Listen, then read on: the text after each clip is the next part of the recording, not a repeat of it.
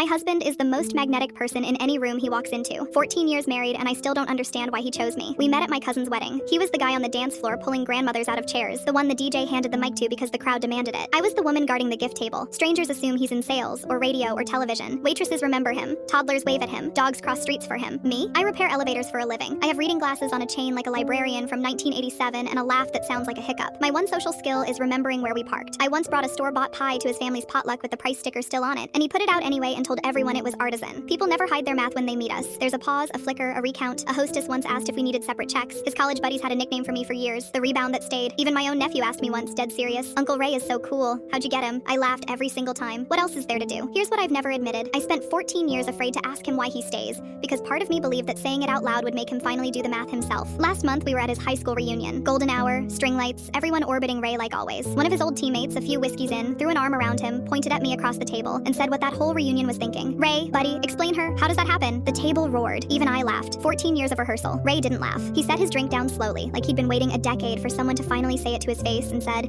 "You actually want the answer?" The table went quiet. The teammates started backpedaling. "Just kidding. All love." Ray said, "I know. She's laughed at that joke since our wedding. She's doing it right now. See that? That little shrug she does so nobody feels bad? I'm done letting her." Then he said, "9 years ago I got sued and lost everything." You could hear the ice melting in the glasses. My business partner emptied the accounts and left me holding the fraud he committed. Every friend at this table, and I mean this with love, sent one text and vanished. I couldn't get out of bed for 6 months. Couldn't open mail. This woman who fixes elevators 60 hours a week took a second shift, sold her mother's ring without telling me, and paid a lawyer she never once mentioned. I found the receipt 3 years later. When I confronted her, she said, "You needed a door out more than I needed a rock." The teammate was studying the tablecloth. His girlfriend had her hand over her mouth. Ray wasn't finished. And 4 years ago, when my brother died, I stopped being this. He gestured at himself, the lights, the charm. The thing you all came here to see tonight, it left. I didn't tell a joke for almost a year. I was furniture in my own life. So every night this woman, who is not a performer, who hates attention, who has stage fright ordering coffee, learned one terrible magic trick a week from YouTube and performed it for me after dinner. Card tricks that failed, coins she dropped, a disappearing scarf that never disappeared once. She was awful. She never missed a Friday. 51 Fridays. On the 52nd, she botched a trick so badly the cards went into the soup, and I laughed until I couldn't breathe, and then I cried on the kitchen floor, and that was the night I came back. She still has the trick deck in her toolbox. I've checked. I was squeezing his hand under the table, begging him to stop, because I'd rather be the punchline forever than watch a grown man wish for death at his own reunion. Ray squeezed back harder. "And that, what she's doing right now, trying to rescue the guy who insulted her, that's the rest of your answer." Then he looked around that whole table and said the thing I still can't repeat without my voice breaking. "You get the shiny version of me for one night every 10 years. She's the mechanic. Twice I've stalled out completely, and twice she climbed under the hood without asking what it paid. So the question was never how I ended up with her. It's how none of you ever noticed which one of us is the catch."